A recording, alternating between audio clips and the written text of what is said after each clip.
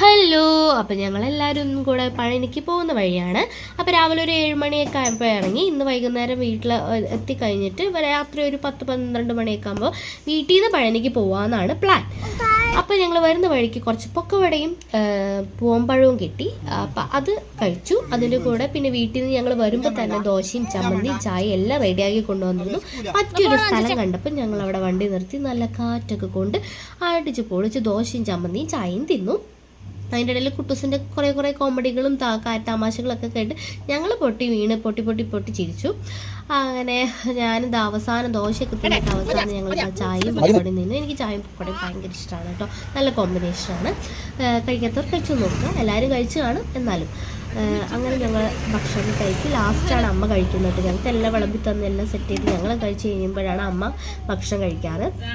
അങ്ങനെ അമ്മ ഭക്ഷണമൊക്കെ കഴിച്ചു. ഞങ്ങൾ യാത്ര തുടർന്നു.